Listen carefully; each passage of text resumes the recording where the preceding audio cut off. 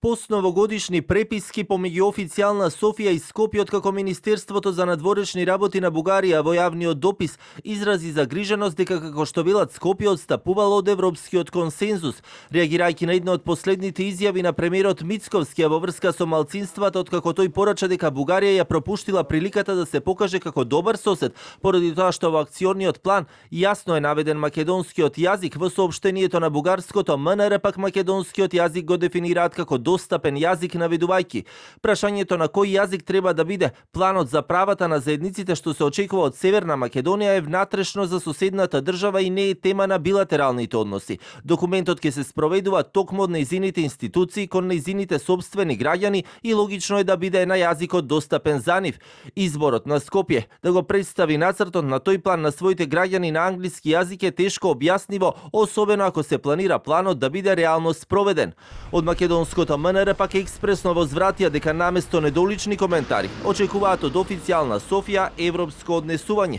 Република Северна Македонија останува доследна на европските правила. Предлог акциониот план за заштита и унапредување на правата на припадниците на заедниците е изработен на македонски и англиски јазик од домашни меѓународни експерти во блиска консултација со Советот на Европа и Европската комисија. Загрижува фактот што наместо да биде поздравен како конструктивен чекор напред, документот е предмет на апстрактни и неосновани коментари од страна на Бугарија, што не придонесува за градење на доверба и добра верба меѓу двете држави. Наместо неаргументирани коментари од нашиот сосед очекуваме европско однесување, меѓу другото поднос на целосната почит и признавање на македонскиот јазик. Премиерот Мицковски претходно говорејќи на оваа тема, но и дали имало други забелешки за акциониот план, само посочи дека другите биле небитни и дека ќе бидат прифатени, но нема да прави компромис кога е во прашање јазикот, а пак официјална Софија изрази загриженост дека како што обвинуваше властите во Скопје очигледно се разминуваат со есенцијата на европскиот консензус од 2022.